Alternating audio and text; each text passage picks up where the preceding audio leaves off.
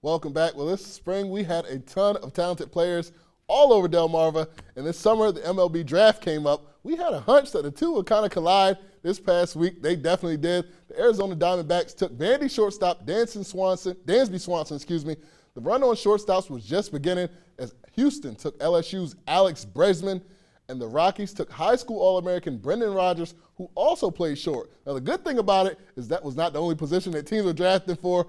Parkside's Hunter Parsons was picked in the 40th round by the Cleveland Indians. Parsons is not expected to stay in the Indians organization and is likely instead to fulfill his commitment to the University of Maryland. Still a great feat to get drafted. Now, Hunter was not the only Delmarva arm selected in this summer's draft. Another young guy who had a huge year last season in high school also heard his name called. I'll give you a hint. He's really, really good. Spencer got on the phone with our mystery fella. He'll tell you more about it. Spencer?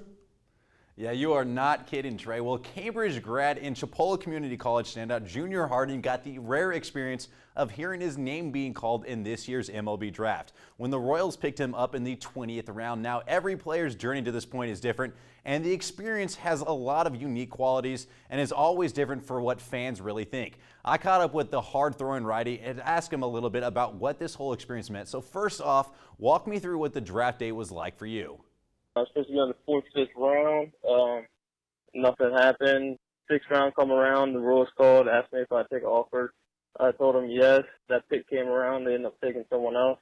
And the next day, the Yankees called and they said they'd offer me. They ended up taking my buddy out of Chipola. And then I was on the phone with my advisor, like, what's going on?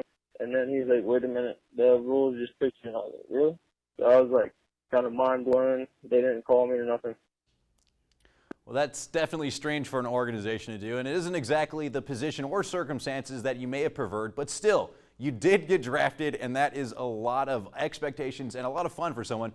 So what was the feeling like when that special moment happened, and was it as good as you thought it would be? It's kind of like mixed emotions. I mean, don't get me wrong, I was pretty happy at the time, but I mean, where I was projected to go, kind of different what I was looking for.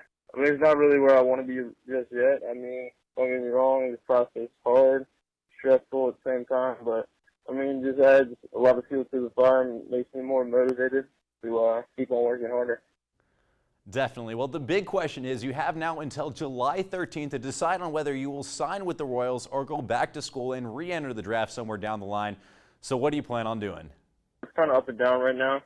I'm going to get to the Cape Cod League and go and play against a top-level competition and go from there, and then decide on whether I want to sign or not. Well, it's certainly a tough decision. A lot of things to weigh, but one thing is for sure, the future is definitely bright for that young man. I want to thank Junior Harding again for taking some time and talking with me, and best of luck from here on, bud. And it's time for our last commercial break, but coming up next, it is what you have all been waiting for, our top plays of the week. Keep it right here.